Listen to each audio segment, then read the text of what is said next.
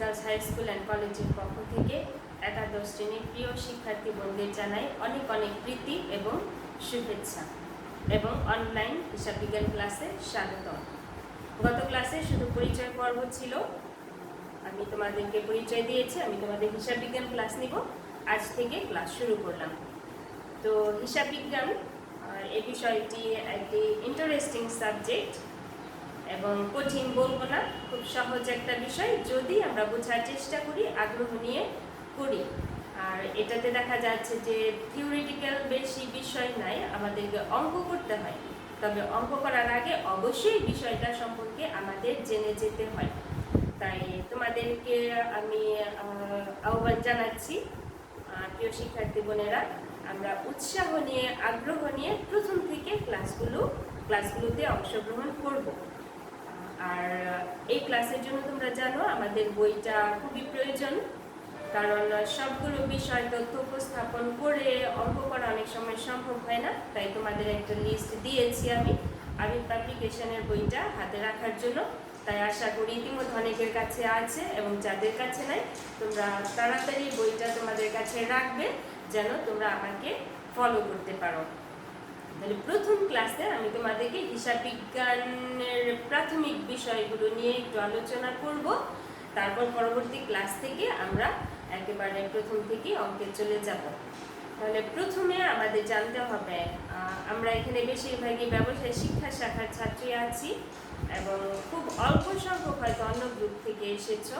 তাহলে তোমাদের সুবিধার জন্য আমরা বেসিক কিছু বিষয় নিয়ে প্রথমে আলোচনা করব। তাহলে সবার প্রথম আমরা আসলে দেখার চেষ্টা করি হিসাব বিজ্ঞান কি। তাহলে এখানে দেখো হিসাব বিজ্ঞান, হিসাব ও বিজ্ঞান এই দুইটা শব্দের সমন্বয়ে হিসাব বিজ্ঞান শব্দটি এসেছে। হিসাব বিজ্ঞান শব্দটি দুইটা শব্দের সমন্বয়ে গঠিত।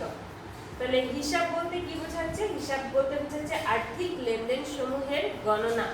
আর বিজ্ঞান হচ্ছে কোনো বিষয় সম্পর্কে ব্যবহারিক ও বাস্তবিক বিশুদ্ধ জ্ঞান।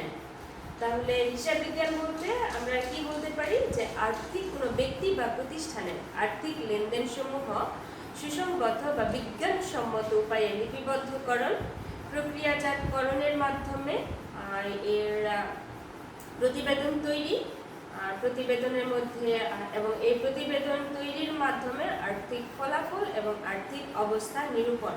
আর আর্থিক ফলাফল আর আর্থিক অবস্থা নিরূপণের জন্য আমাদেরকে তথ্যসমূহ বিশ্লেষণ করতে হবে এবং তথ্যের আকারে এটা প্রকাশ করতে হবে। তাহলে এই যে সামগ্রিক বিষয়গুলো, কাজগুলো, এগুলো সবগুলো হিসাব বিজ্ঞানের সাথে জড়িত।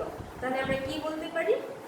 হিসাব বিজ্ঞানকে আমরা এইভাবে সংজ্ঞায়িত করতে পারি যে কোনো ব্যক্তি বা প্রতিষ্ঠানের আর্থিক লেনদেন সমূহ সুসংবদ্ধ এবং বিজ্ঞানসম্মত উপায়ে লিপিবদ্ধকরণ, শ্রেণীবদ্ধকরণ, বিশ্লেষণ, বিশদ ব্যাখ্যাকরণ, আর্থিক ফলাফল এবং আর্থিক চিত্র প্রকাশের জন্য প্রতিবেদন প্রস্তুত এবং আগ্রহী বিভিন্ন পক্ষের নিকট এই সমস্ত তথ্য উপস্থাপনকেই হিসাব বিজ্ঞান বলা হয়।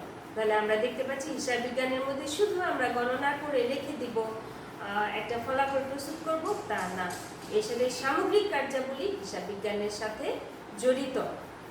তাহলে আমরা প্রথমে দেখি হিসাব বিজ্ঞানের উদ্দেশ্য কি।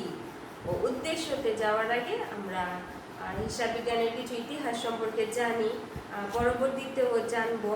তাহলে প্রথমে এখন বর্তমান যে হিসাব বিজ্ঞানের রূপ, এটা কিন্তু প্রথম থেকেই ছিল না।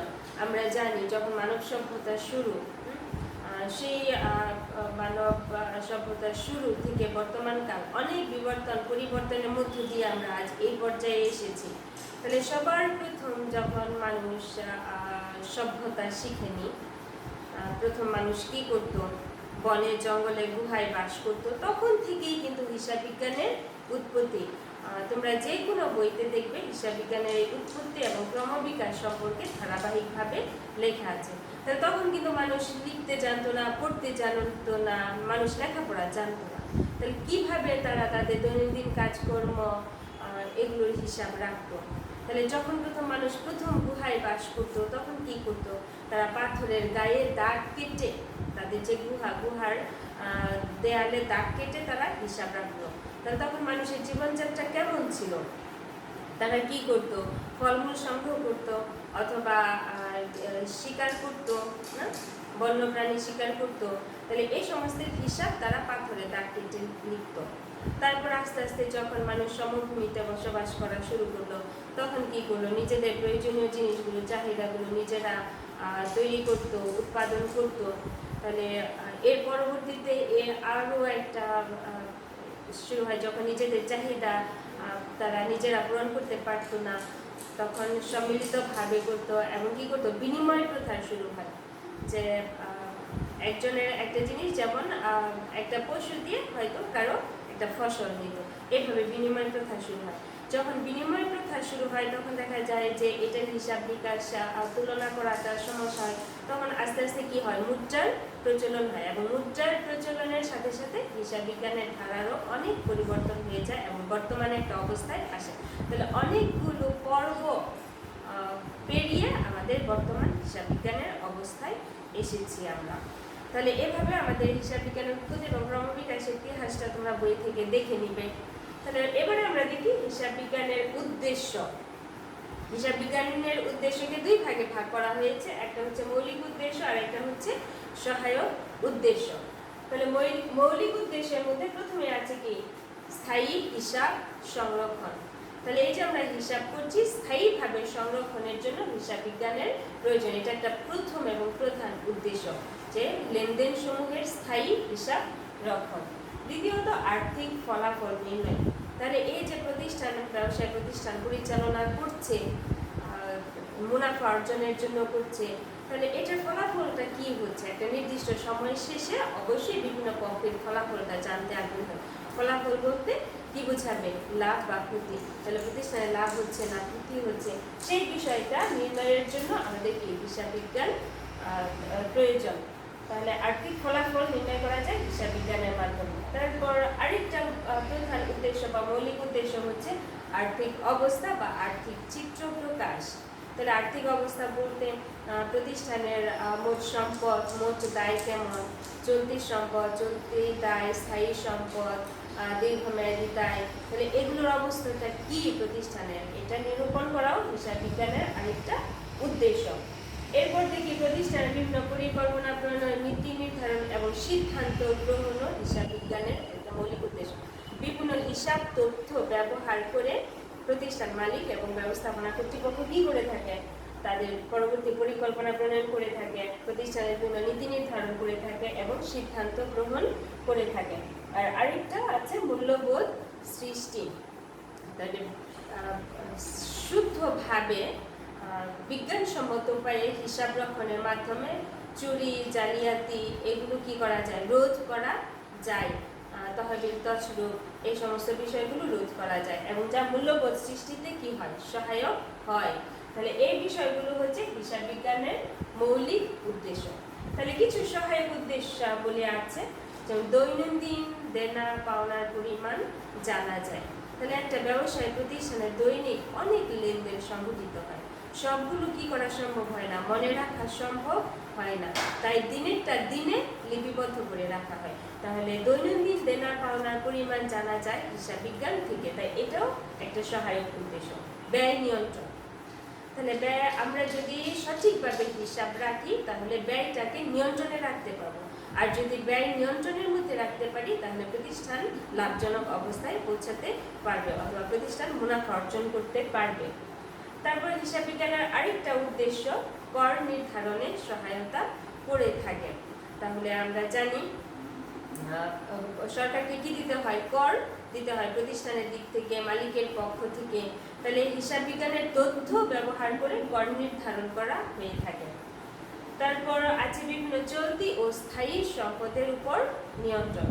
তাহলে হিসাব বিজ্ঞান যদি আমরা হিসাব বিজ্ঞানের আরেকটা গুরুত্বপূর্ণ উদ্দেশ্য হচ্ছে এই চলতি এবং স্থায়ী সম্পদের উপর নিয়ন্ত্রণ।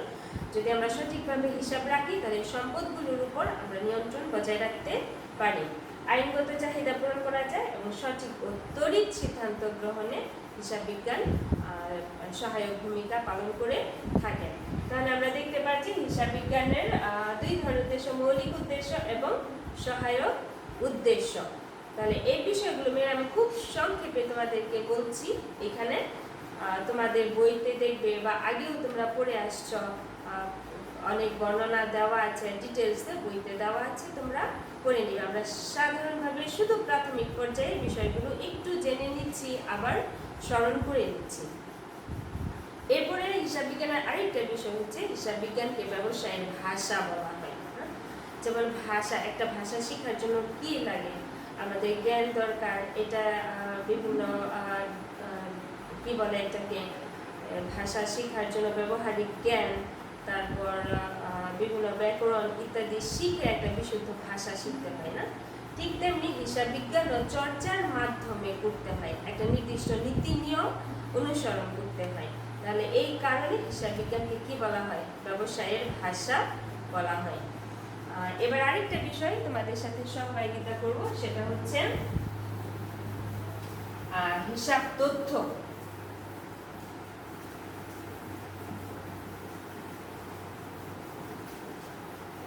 হিসাব বিজ্ঞানের বিভিন্ন কার্যাবলীর মাধ্যমে কি করা হয়? হিসাব তথ্য প্রস্তুত করা হয় এবং এই তথ্য বিভিন্ন আগ্রহী পক্ষের নিকট উপস্থাপন করতে হয়। প্রতিষ্ঠানের সাথে জড়িত বিভিন্ন পক্ষ আমাদের হিসাব তথ্য জানতে আগ্রহী থাকে, তাহলে তাদেরকে সেই তথ্য কি করতে হয়? দাখিল করতে হয়, উপস্থাপন করতে হয় তাদের নিকট হিসাব তথ্য। তাহলে হিসাব তথ্যের ব্যবহারকারী কারা, এটা আমরা একটু জেনে নিই। হিসাব তথ্যের ব্যবহারকারী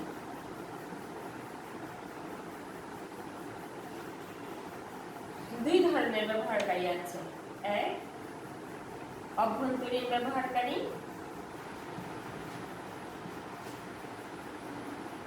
যারা প্রতিষ্ঠানের সাথে সরাসরি জড়িত।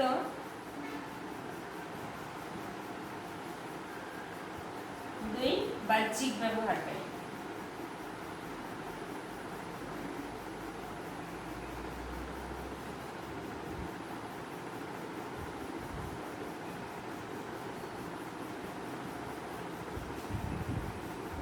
হিসাব তথ্যটা কি মেয়েরা?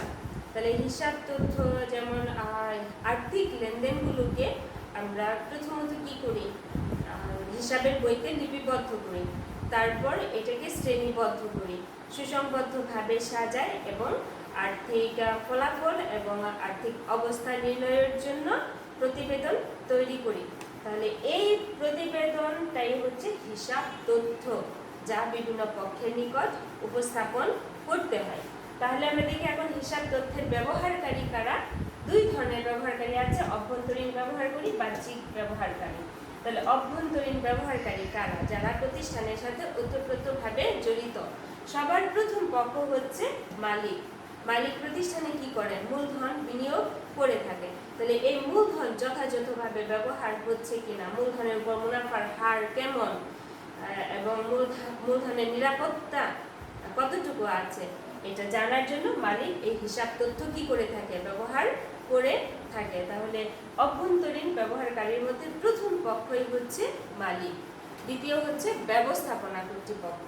তাহলে ব্যবস্থাপনা কর্তৃপক্ষ প্রতিষ্ঠানের বিভিন্ন সিদ্ধান্ত গ্রহণ, পরিকল্পনা প্রণয়ন, নীতি নির্ধারণের জন্য হিসাব তথ্য ব্যবহার করে থাকে।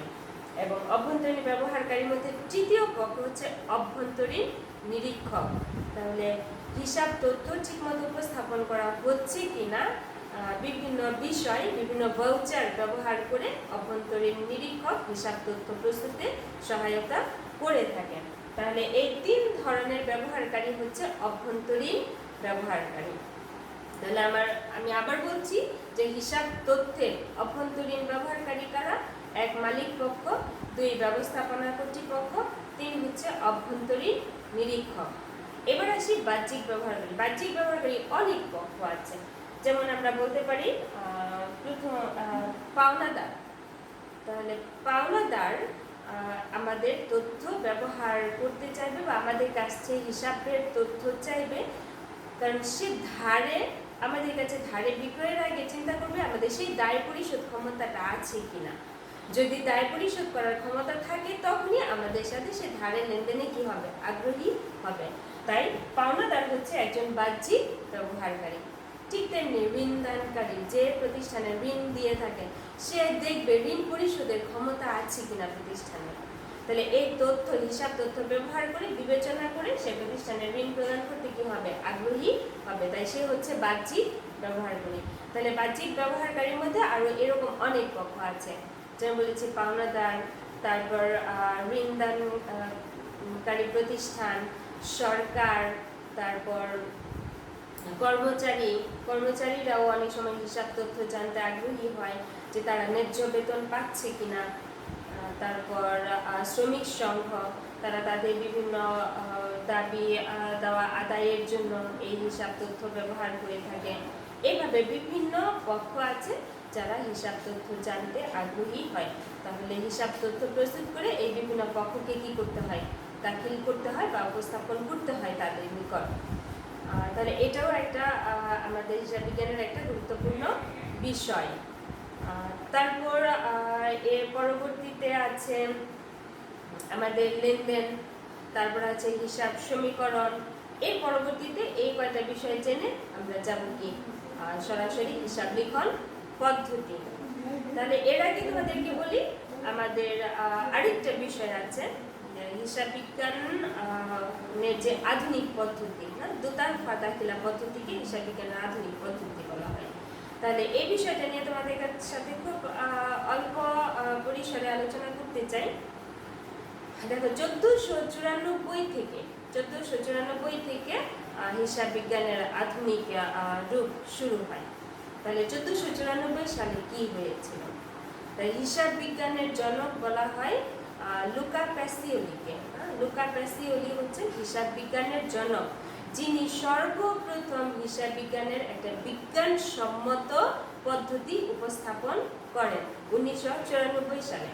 তাহলে 1994 সালে তিনি একজন ইতালীয় গণিতবিদ।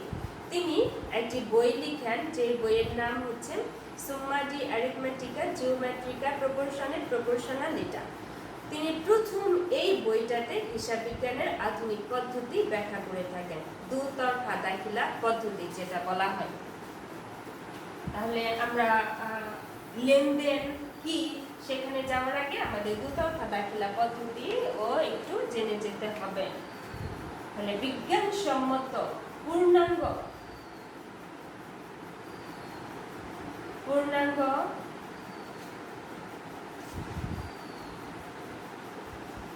বিজ্ঞানসম্মত পদ্ধতি হলো হিসাব বিজ্ঞানের দুতরফা